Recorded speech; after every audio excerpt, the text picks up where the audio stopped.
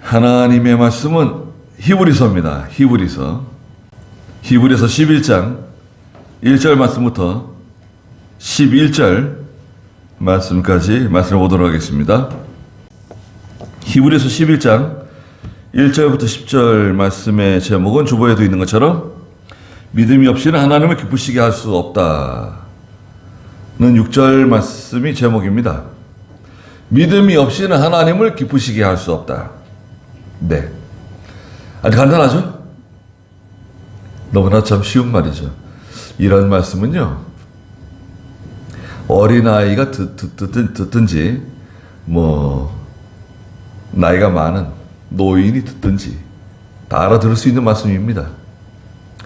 하나님의 말씀을 전할 때, 아이들도 이해할 수 있고, 나이가 많으신 노인들도 말씀을 이해할 수 있도록 가르칠 수 있으면 100점짜리 설교자로 갈 수 있습니다. 그렇게 참 가르치는 게 쉽지 않죠. 하나님 말씀을 듣고 그 말씀을 이해를 하고 그 말씀을 통해서 하나님이 주시는 은혜를 받는다고 하면 그건 참 복된 일이죠. 왜 복되냐? 하나님 말씀을 듣는 사람이 복이 있다 그랬거든요. 여러분, 우리가 지금 하나님 말씀 듣잖아요. 저도 말씀을 듣고 있고 여러분도 말씀을 듣고 있는 것처럼 계시록 2장 3절에 말씀을 듣는 사람들이 복이 있다 그랬거든요.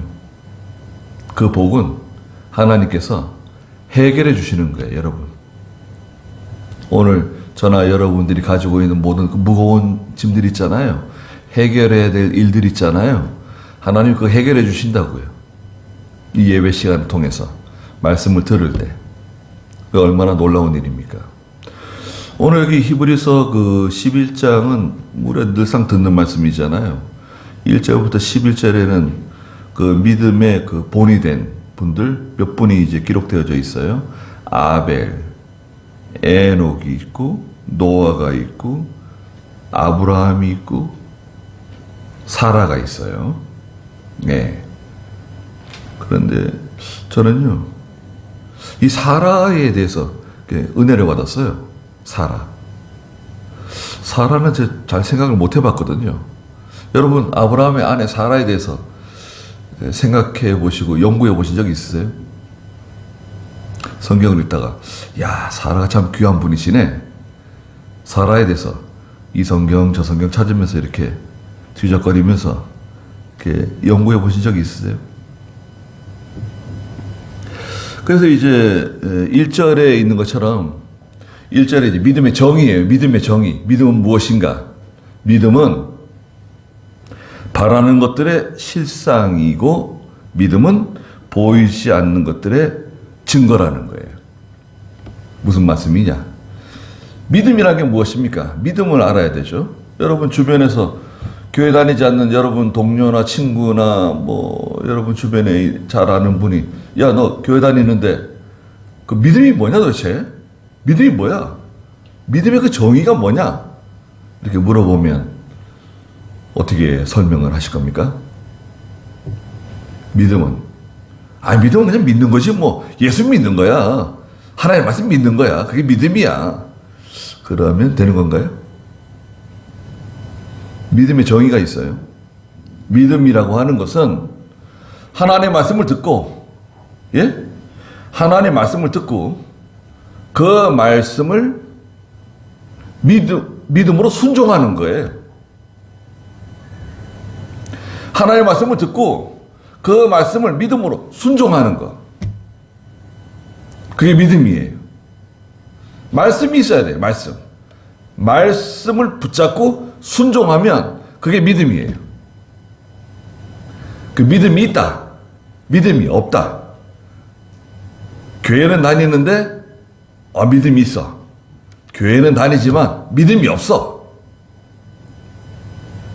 순종하느냐? 하나님의 말씀을 붙들고 살아가느냐? 하나님의 말씀 없이 그냥 살아가느냐? 예수는 믿지만 말씀 없이 그냥 살아갈 수도 있죠.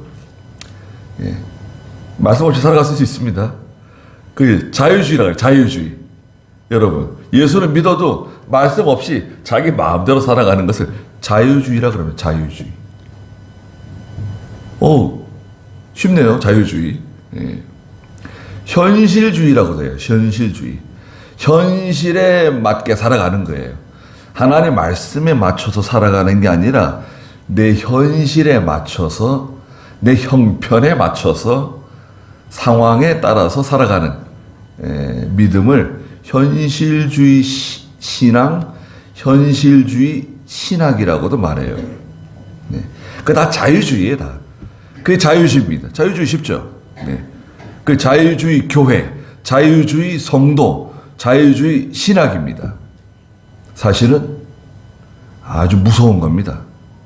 독약이에요, 독약. 교회에 들어오면 급속히 퍼져요. 자유주의 신학. 많은 교회들이 자유주의로 걸어가고 있습니다. 근데 이제 믿음은 바라는 것들의 실상입니다. 믿음으로 바라고 나가면 실상이 되는 거예요. 이루어지는 거예요. 눈앞에 현실로 나타나는 거예요. 또 믿음으로 나가게 되면 보이지 않던 것이 증거가 돼요. 드러나요. 전혀 보이지 않았는데, 나타나지 않았는데 다 이제 증거가 나타나요. 봐라, 이렇게 믿음으로 사는 사람을 봐라. 하나님이 증거로 다 드러내세요. 자, 이 사람 봐라, 믿음으로 사는 결과를 봐라.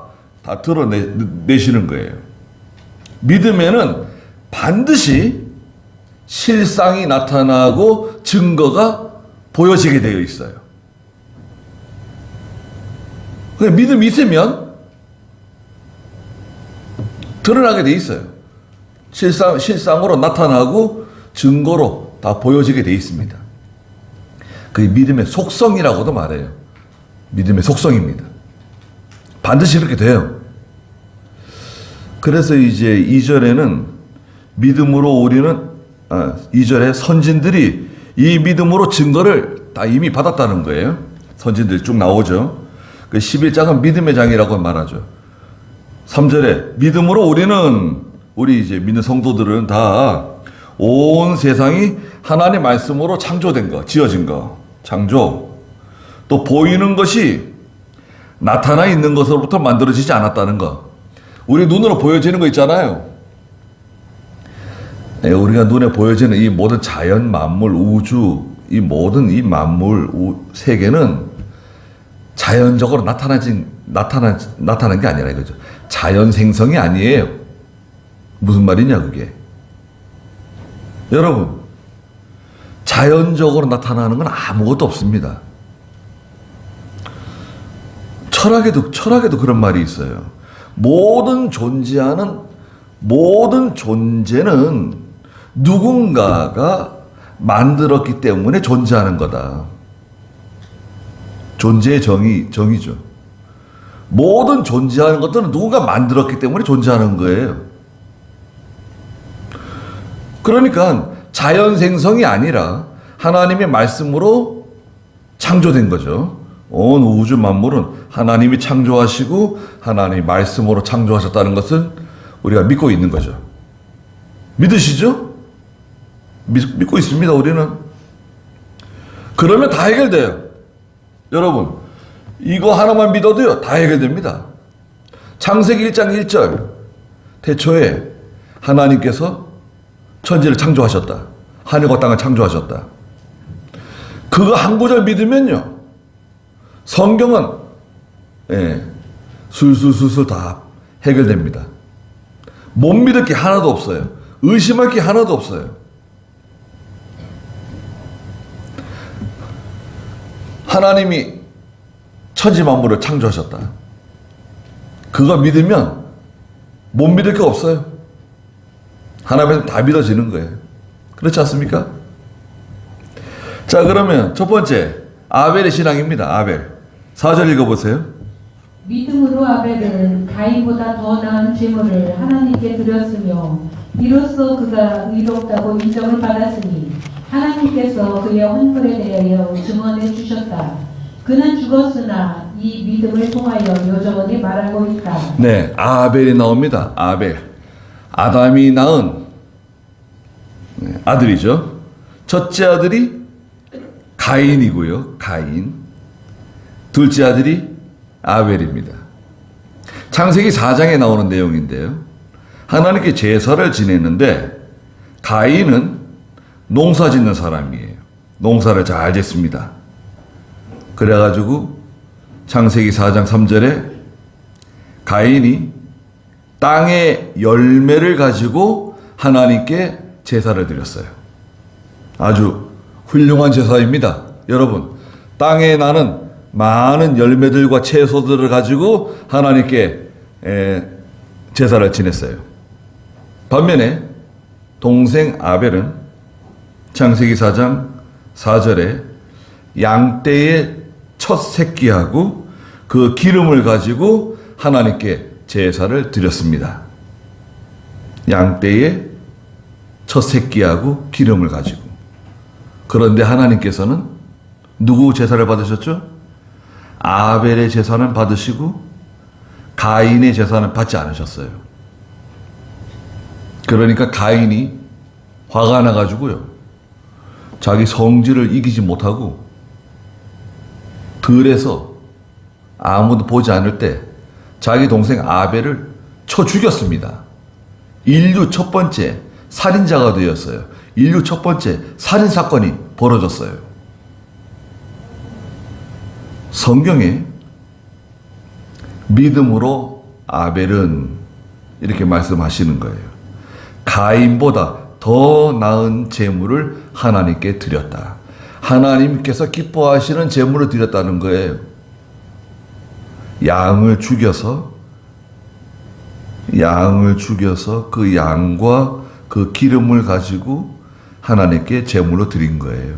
이것은 장차 오실 메시아 되시는 예수 그리스도를 바라보고 제사를 드린 거거든요. 누가 가르쳐 줬을까요?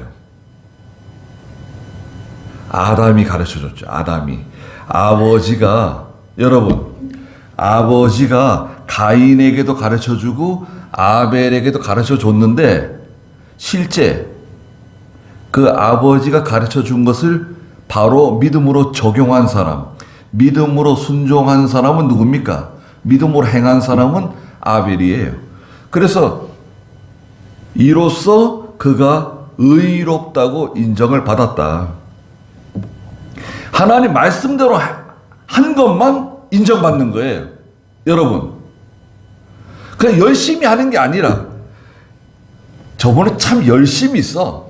저분은 참 희생적이야. 저분은 대단한 그 열심을 가지고 있네. 열심 좋죠.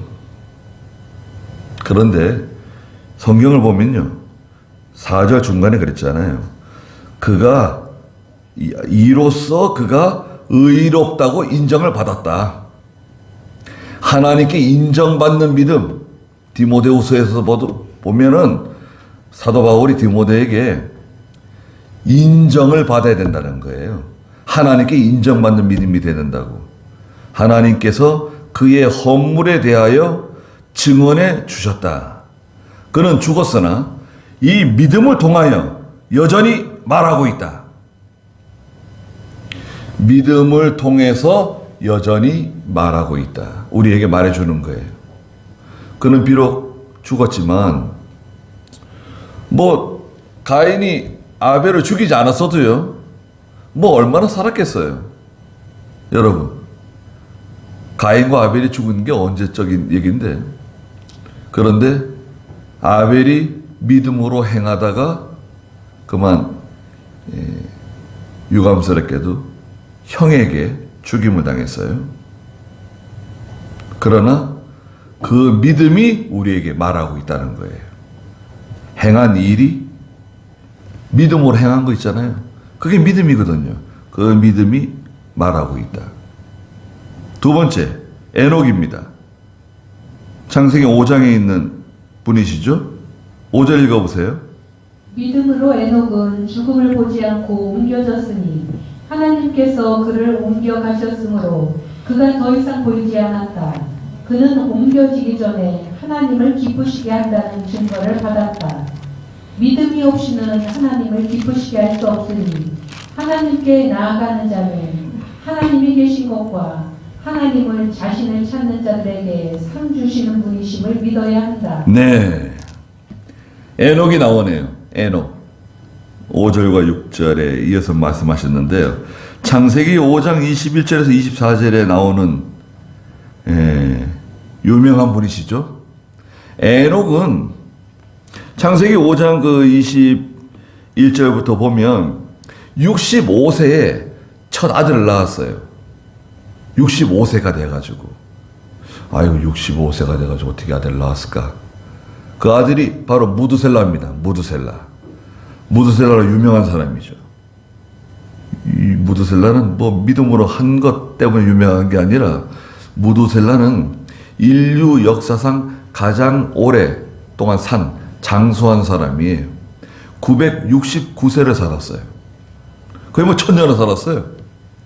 969세를 살면 언제적 지금으로부터 969년이면은 언제까지 뒤돌아가야 되는 거죠? 이 근대 지나고 뭐 조선왕조 500년 지나고 저 뒤에 어디까지 가야 될까요? 그렇게 오래 살면 좋을 것 같아요? 그렇게 오래 사신 분이 계셔가지고 있었던 일을 다 옆에서 얘기해 주면은 할 말이 없겠네요. 네가 가봤어? 난 다 봤다. 내가 그 사람도 만났고 누구도 만났고 누가 얘기하는 거 다 들어봤다. 너 봤냐? 그러면 할 말이 없네요. 네. 근데 이 에녹이 믿음이 좋아요. 에녹이요 65세의 아들을 낳고요. 무두셀라를 낳고 300년 동안 하나님과 동행했다 그랬어요. 결혼해서 자녀도 낳고요. 가정생활을 했어요. 뭐 혼자 산다고 독신으로 산다고 해가지고 경건하게 살고 거룩하게 사는 게 아니에요. 성경은 독신주의 아닙니다. 성경은 금욕주의 아니에요. 성경이 왜 금욕주의입니까? 하나님이 결혼하지 말라 그랬습니까? 결혼제도 누가 만드셨습니까? 하나님이 만드셨어요. 고기 먹는 거 하나님이 허락하셨어요. 이제부터는 식물만 먹어서는 안 된다. 고기도 먹으라 그랬어요. 단백질 보충해라. 에덴 동산에서 쫓겨난 인류는 이제 풀만 먹어서는 안 돼. 과일만 먹어서는 안 돼. 고기도 먹으라 그랬어요. 생선도 먹는 거예요. 구약에는 게다가 이 새김질하지 않고 쪽발 갈라지지 않은 짐승 못 먹었잖아요. 또 물고기는 비늘이 없고 지느러미가 없는 물고기는 못 먹었어요. 장어, 미꾸라지 이런 건 못 먹었어요. 오징어, 문어 이런 거 못 먹었습니다. 또 돼지 같은 거, 돼지는 쪽발이지만 새김질을 안 하잖아요. 못 먹었어요. 돼지고기 어떻게 먹었습니까? 근데 지금은 다 허락해 주셨어요. 신약에 와가지고 사도행전 15장에 다 허락하시고 지금 금하시는 게 뭔가요? 피와 목매어 죽인 것과 음행. 피 먹지 말고 목매어 죽인 거 먹지 말고 음행을 멀리하고 그 다음에 또 뭐였죠? 예? 우상의 제물을 먹지 말아라. 요 4가지만 딱 묶어놨어요. 간단하죠? 4가지. 피와 목매어 죽인 것과 그 다음에 뭐예요? 피와 음행하지 말고 우상의 제물 먹지 말아라. 간단하죠? 다 해제시켜 주었어요. 뭘 먹어도 다 괜찮아요. 피 먹으면 안 돼요. 한국 사람들은 순대에도 피 집어넣고 뭐 해장국에도 선지 집어넣고 먹잖아요. 그 성경에서는 피 먹지 말라는 거예요. 피는 음식이 아니다. 피는 생명이기 때문에 피 먹지 말라고 그러셨어요. 피는 생명이다. 피 들어가는 음식 먹으면 안 돼요. 일부러 먹는 거 있잖아요. 일부러 먹는 걸 말해요. 고기에 묻어있는 피 묻어있는 거 그런 것까지 얘기하는 거 아닙니다. 피를 먹기 위해서 먹지 말라는 거예요. 근데 에녹은 300년 동안 하나님과 동행했는데 얼마나 거룩한 생활을 했는지 하나님께서 에녹을 죽이시지 않고 데려가셨어요. 그래서 성경 역사상, 인류 역사상 죽음을 보지 않고 하나님의 나라에 간 사람은 두 사람이에요. 구약 창세기 5장에 있는 에녹하고 또 누굽니까? 엘리야 선지자는 하나님께서 죽음을 보지 않고 엘리사가 보는 가운데 하늘로 들려 올라갔죠? 그래서 구약의 엘리야와 에녹 두 분은 죽음을 보지 않고 하나님께서 데려가셨어요. 그래서 여기 성경이 그런 거예요. 에녹은 죽음을 보지 않고 옮겨졌으니 하나님께서 그를 옮겨가셨기 때문에 그가 더 이상 보이지 않는다. 그의 무덤이 없어요.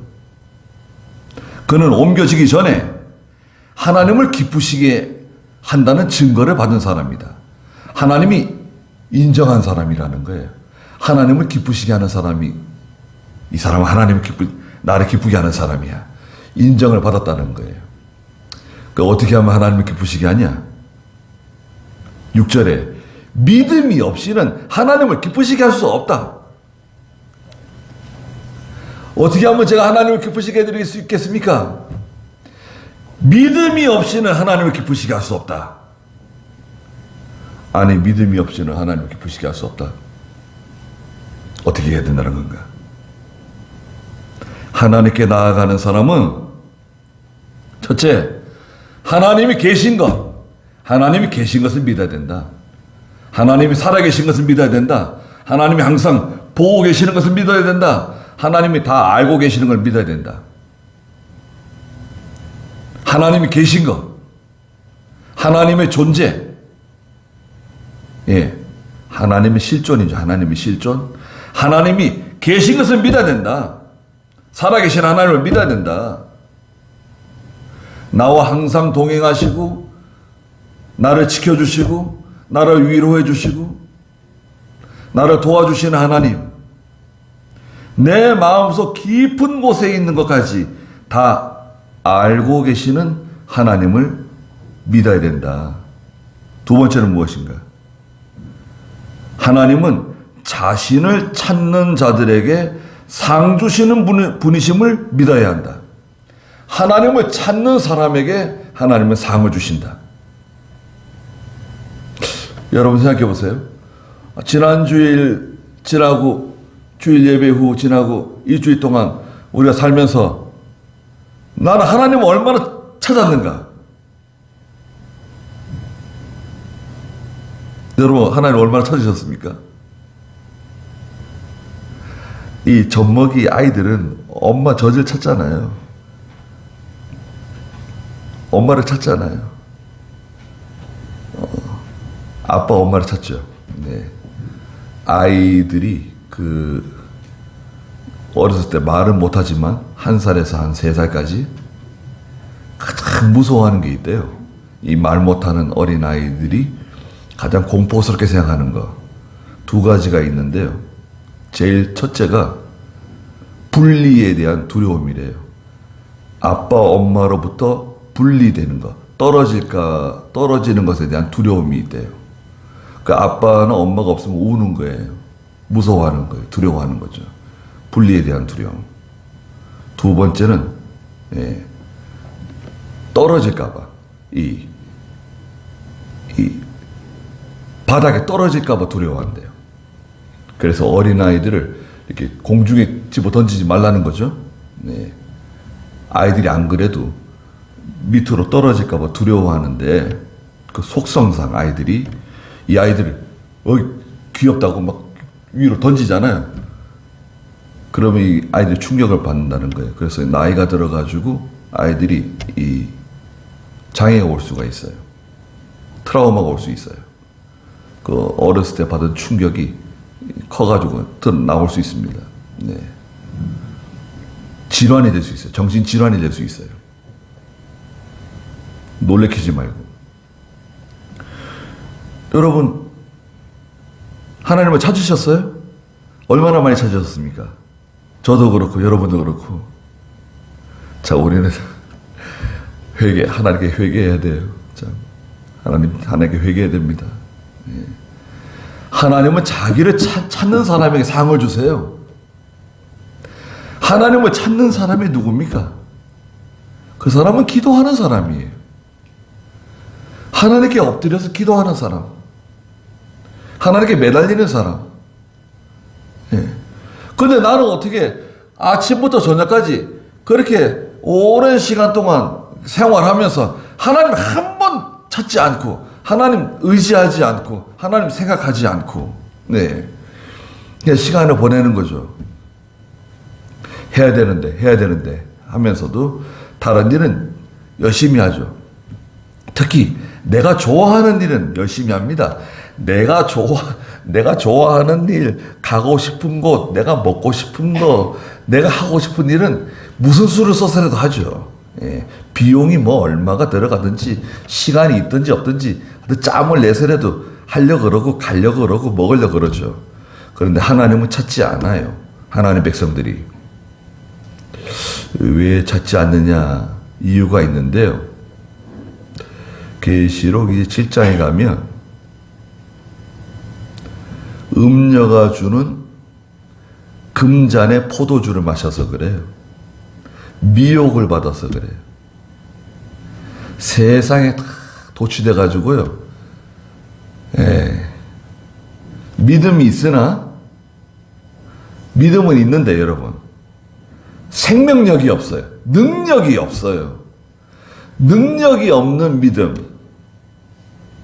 좁은 길로 들어가서 좁은 길로 걸어가야 되는데, 그러면 생명을 얻는다 그랬잖아요. 영생을 얻는다 그랬잖아요. 좁은 길로 가지 않으니까 능력이 없어요. 생명력이 없어요. 그래서 하나님을 기쁘시게 하는 사람은 믿음이 있어야 되는데, 그 믿음은 첫째가 뭐였습니까? 예, 하나님이 계신 것을 믿어야 되고, 두 번째는 자신을 찾는 자들에게 상 주시는 하나님이라는 것을 믿어야 된다. 하나님 찾는 사람은 하나님이 상 주세요. 그 다음에 세 번째, 노아입니다. 7절 읽어보세요. 믿음으로 노아는 아직 보지 못한 것들에 관하여 경고를 받고 경외함으로 방주를 지어 자기 집안을 구하였으며, 그로 말미암아 세상을 정죄하고 믿음으로 의의 상속자가 되었다. 네, 노아가 나옵니다. 노아 유명하죠. 노아가 홍수 전 120년 전에 하나님의 경고를 받았어요. 예? 창세기 6장부터 나오는데, 여러분 잘 들어보세요. 노아가 대홍수 전 120년 전에 경고를 받고요. 아들 셋을 낳았어요. 셈, 함, 야벳이라고 하는 세 아들을 낳고요. 그 세 아들이 모두 결혼을 했어요. 출가를 했어요. 그러면 첫째 아들이 결혼하고, 둘째 아들도 결혼하고, 셋째 아들까지 결혼하려면 시간이 얼마나 걸렸을까요? 그러면 간단하잖아요. 답이 나오잖아요. 대충. 아들 셋을 낳고 그 아들들이 자라서 셋 다 모두 출가하는데 시간이 얼마나 걸리냐 이거예요. 그 시간을 제하고 나서 방주를 짓는 거예요. 방주 짓는 거. 그래서 학자들은 노아가 실제로 방주를 건설하는데 120년 걸렸다고 하는, 120년이 아니라 경고를 120년에 받았고, 실제로 방주를 건설하는 일은 70년이나 75년 정도, 아니면 60년에서 70년 정도 걸리지 않았을까. 대략 한 70년 정도 걸리지 않았을까 생각하는 겁니다. 예? 그리고 이 방주 건설은요, 계속해서 이렇게 지었다고 보기 힘들어요. 70년 동안 계속 그 비용을 댔다? 그건 힘들어요. 무슨 말이냐면, 노아는 포도 농사를 잘 짓는 사람, 농사꾼인데, 포도농사를 아주 많이 잘 짓는 사람이에요. 대농이에요, 대농. 그 포도농사를 지어서 수확을 하고 수입이 생기면 그 수입을 가지고 또 방주를 짓고 또 농사 짓고 수입이 생기면 또 방주 짓고 농사 짓고 또 수입이 생기면 방주 짓고 이렇게 해서 방주를 짓는 거예요. 그렇지 않겠습니까? 뭐 은행 대출 받아요, 거기서? 노아 시대 때? 대출? 노아는 하나님께 경고를 받았어요. 노아가 아직 보지 못한 것들에 관하여 경고를 받았어요. 120년 전에 경고를 받았는데 그 경고의 말씀을 믿은 거죠. 경외함으로 방주를 지었다. 믿는 사람이 하나님을 경외하는 사람이에요. 하나님 말씀을 믿는 사람, 성경을 믿는 사람, 주의 종이 하는 말을 믿는 사람, 그 사람이 하나님 경외하는 사람이에요. 경외는 하나님을 두려움으로 섬긴다는 뜻인데, 경외함으로 방주를 지었어요. 자기 집안을 구했죠. 방주에 들어간 사람이 몇 명이죠? 노아와 노아의 부인. 야, 노아의 부인이 누군지 성경에 이름이 참 기록되었으면 참 좋지 않았을까 그런 생각도 들어요. 노아의 부인이 어떤 사람이었는가 그런 말씀이 없어요. 그리고 아들 셋, 셈, 함, 야벳과 자부들 셋. 그리고 8명만 방주에 들어갔습니다. 여러분, 인류는 간단해요. 아담 하와의 후손이면서 동시에 노아의 후손이에요. 인류가 전멸했습니다. 노아 홍수는 어디 지역에서 저쪽 일부분 저 아시아 끝에서 서아시아 끝에서 일어난 그런 지역적인 사건이 아니에요.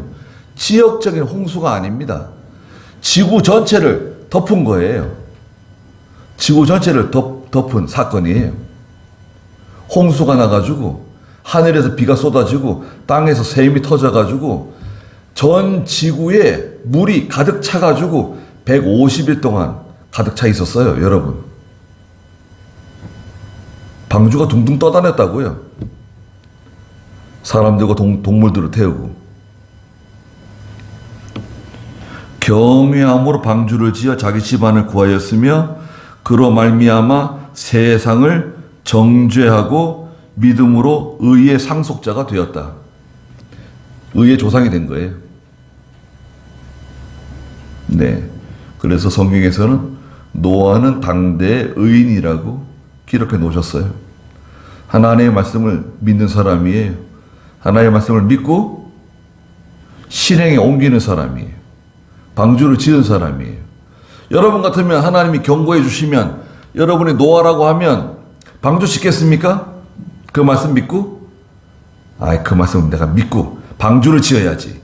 산에 올라가서 그 강가나 바닷가도 아니고 산 꼭대기 저 아주 높은 산 말고 어지간해 저 높은 산에 올라가가지고 식구들이 방주 짓는 거예요.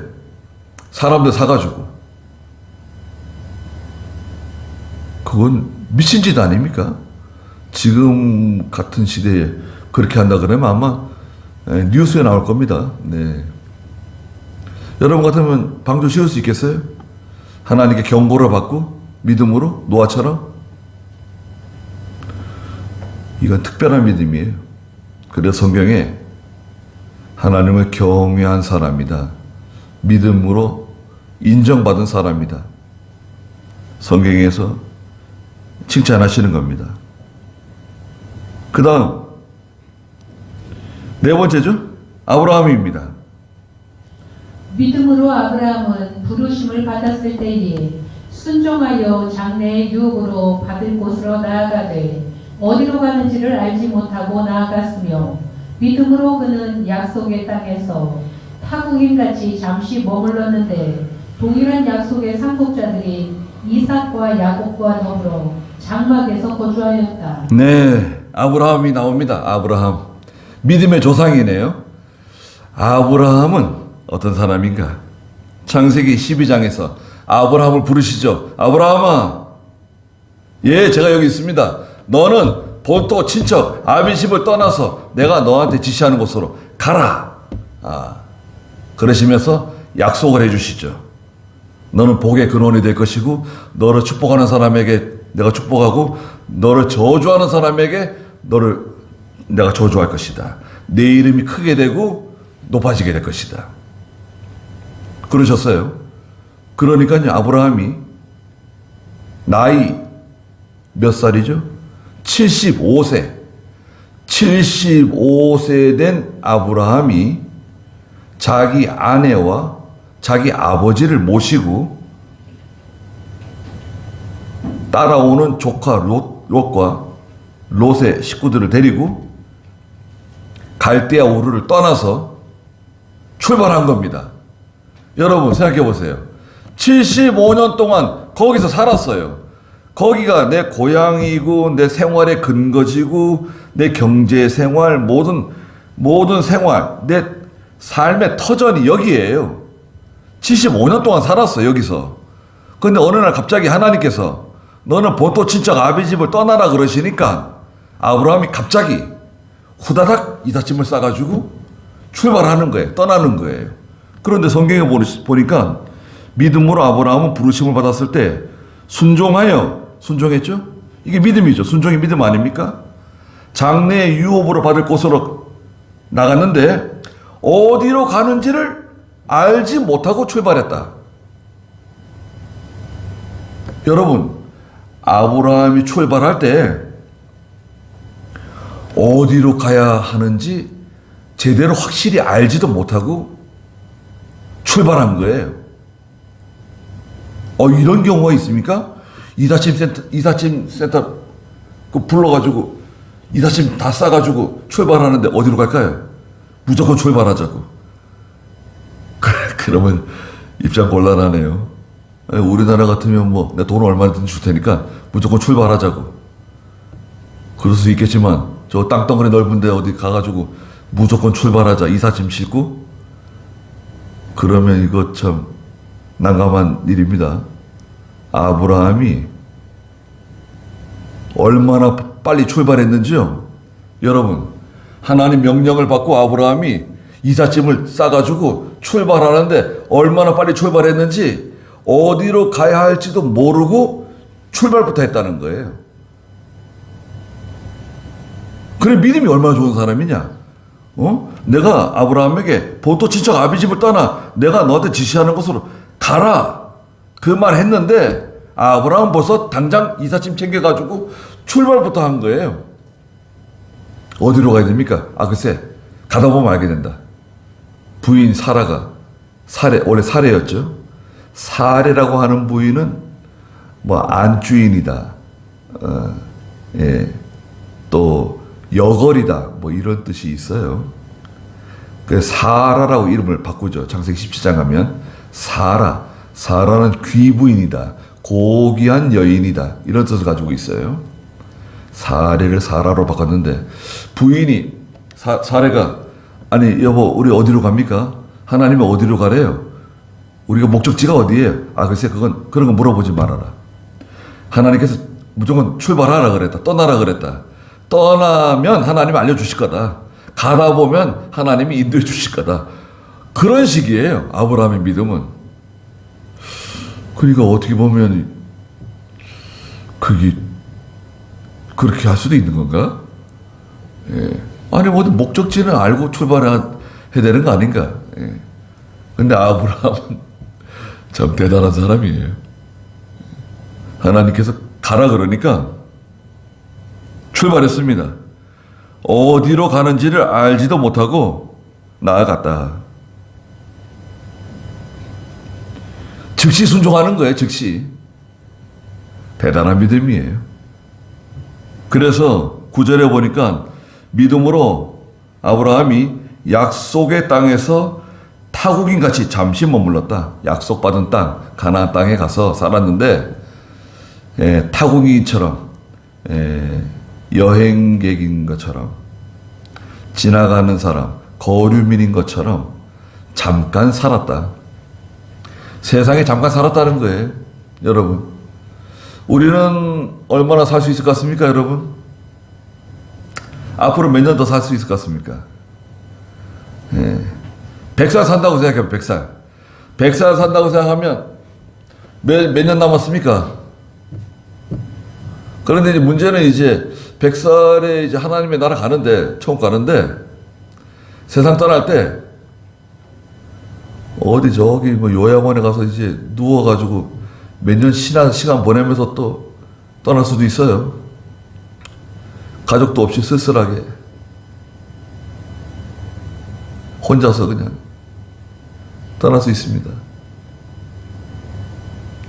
나는 그렇지 않을 거다. 난 건강하게 살다가 멀쩡하게 살다가 정신도 말짱하게 살다가 예, 건강하게 살다가 자다가 하나님께 데려가실 거다. 장담할 수 있습니까? 뭐 자면서 왜 하나님 저 자는 동안에 데려가 주세요. 아니 그럴 것 같으면 하나님 제가 살다가 멋있게 순교당하면서 하늘나라 가게 해주세요. 아니, 그렇게 기도를 하시죠. 편안하게 자다가 죽는지 사는지 모르고 이렇게 가는 것보다 예. 막판에 그냥 대목장으로 내가 이때까지 믿음으로 다 살지 못했는데 막판에는 믿음 지키다가 순교당하면서 하늘나라 가게 해주세요. 그렇게 기도를 하세요. 죽을 때 아주 멋있게 죽게. 믿음 지키다가 평생 제대로 믿음 못 지켰는데 죽을 때는 그래도 믿음 지키다가 죽어야지. 순교당하면서 죽게 해주세요. 그런 기도를 하는 게 훨씬 낫지 않습니까? 죽어갈 때 뭐 비실비실 요양원에서 이 사람 저 사람 힘들게 하면서 죽는 것보다 그게 낫지 않습니까, 여러분? 여러분, 비실비실 여러 사람 힘들게 돈 써가면서 사람들 힘들게 피곤하게 하면서 죽지 말고 믿음으로 살다가 예, 순교당하면서 죽게 해주세요. 그렇게 기도를 하세요. 아브라함은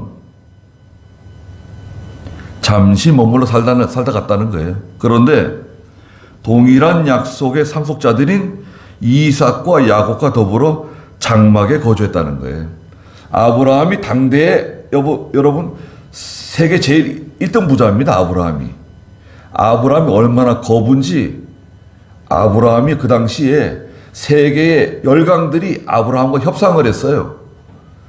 아브라함하고 열강의 왕들이 협상을 했어요. 평화조약을 맺었어요. 아브라함이 자기 쳐들어올까 봐. 아브라함이 그 당시에 세계 제일 거부였다고요. 그 아브라함이 오래 살다 보니까 자기 아들 이삭과도 같이 살고 자기 손자 야곱과도 같이 살았는데 집을 짓지 않고 살았대요. 장막에 살았다고. 장막에 거주했다. 일평생. 지금은 꼭 그렇게 할 필요 없어요. 여러분 돈이 있는데 나는 아브라함처럼 장막에 살 거다. 텐트 치고. 그러면 이상합니다. 그렇게 과격하게 할 필요는 없어요. 예. 아브라함의 믿음은 뭐냐면 이 땅에 소망을 두지 않는다는 거예요. 아브라함은 이 세상에 이 땅에 소망을 두지 않고 살았다는 거예요. 가져갈 수도 없는 거고 하나님이 주신 거 하나님이 잠깐 나한테 맡겨주시는 건데 그걸 잘 사용하지 못하면 안 되잖아요. 아브라함은 땅에다가 소망을 둔 사람이 아니다는 거죠. 영원한 하나님의 나라에 소망을 두고 살았다. 그런데 이는 10절에 보니까 그가 하나님께서 계획하시고 만드실 기초가 있는 성, 영원한 나라를 고대하고 살았기 때문이다. 영원한 나라를 바라보고 사는 사람이다. 아브라함은 누구냐? 순종의 사람이고 영원한 나라를 바라보고 살아간 사람이다. 근데 그 아브라함의 부인 사라가 등장합니다. 11절 읽어보세요. 믿음으로 사라 자신도 잉태하는 힘을 얻었으니 그 여자는 나이 늙어 단산하였으나 약속하신 분을 신실하신 분으로 여겼기 때문이다. 네, 사라의 믿음에 대해서 특별히 히브리 11장에 기록해 놓았습니다. 믿음으로 사라 자신도 잉태하는 힘을 얻었다. 사라가 창세기 17장과 18장에 나옵니다. 하나님의 천사가 사라에게 찾아와가지고 내년 이맘때에 아들을 품에 안을 거라고, 아들에게 젖을 먹일 거라고 말해줬어요. 그러니까 사라가 깜짝 놀랐습니다. 심지어는 가가지고 웃었어요. 저희 가서 웃었어요. 그러니까 너 왜 웃었냐? 그러니까 사라가 뭐라 그랬습니까? 아, 저는 웃지 않았습니다. 아니야, 너 웃었어. 그래가지고 낳은 아들이 이삭이죠. 이삭의 이름이 뜻이 뭐예요? 웃는다라는 뜻이에요. 이삭. 웃었다는 뜻이에요. 이삭을 낳았죠. 이삭이 믿음의 조상이 아닙니까? 이삭, 야곱, 유다를 거쳐 다윗을 거쳐 그리스도가 오시는 거 아닙니까? 사라는 잉태하는 힘을 얻었어요. 이미 모든 게 다 끝난 거예요. 예. 그런데 잉태하는 힘을 얻었대요. 사라가 나이 몇 살에 이삭을 낳았습니까? 자녀가 없었어요. 그래서 자기 여종 하가를 자기 남편에게 붙여가지고 아들을 낳았죠. 그런데 나중에 이스마엘을 낳았죠. 그런데 하나님이 사라에게도 아들을 낳을 힘을 주셨어요. 그래서 사라가 90세에 이삭을 낳았습니다. 사라의 나이가 90세, 아브라함의 나이가 몇 세입니까? 100세. 이 아들 낳았어요. 그러니까 건강한 거예요. 아브라함도 건강하고 사라도 건강한 거예요. 이미 폐경이 되었는데요, 사라가. 이미 폐경이 되었어요. 그래서 나는 죽은 자와 같다 그랬어요. 창세기 17장, 18장에 보면 사라가 난 죽은 사람과 같은데, 난 죽은 사람과 같은데 뭐 어떻게 아이를 낳는다는 건가? 그랬는데 그 여자는 나이 늙어 단산하였으나 약속하신 분을 신실하신 분으로 여겼기 때문이다. 하나님의 약속을 믿었다는 거예요. 사라가 하나님 약속 믿었어요. 하나님 약속을 믿는 겁니다, 저희가. 여러분, 믿음은 무엇인가? 바라는 것들의 실상이고 보이지 않는 것들의 증거다. 믿음으로 나가면 실상이 되고 보이지 않지만 증거가 나타난다. 믿음으로 나가면. 지금은 안 보이지만, 드러나고 있지 않지만 믿음으로 나가면 증거가 드러난다는 거예요. 나타난다는 거예요. 눈에 보여진다는 거예요. 믿음 없는 사람이 되지 말고 믿음 있는 사람이 되세요. 믿음 없는 사람은 너무 약하잖아요. 하나님께 부시게 할 수 없잖아요. 하나님이 계신 것과 하나님을 바라보는 사람에게, 구하는 사람에게 상 주시는 하나님이라는 것을 믿어야 한다. 그러면 하나님이 기뻐하신다고. 하나님을 기쁘시게 하는 사람이 되세요. 저도 마찬가지고 여러분, 하나님을 기쁘시게 하는 사람이 되십시오. 사람을 기쁘게 하는 사람, 뭐 그것도 좋죠. 그런데 우리는 하나님을 기쁘시게 하는 사람이 되는 겁니다. 그렇게 되시기를 진심으로 바랍니다.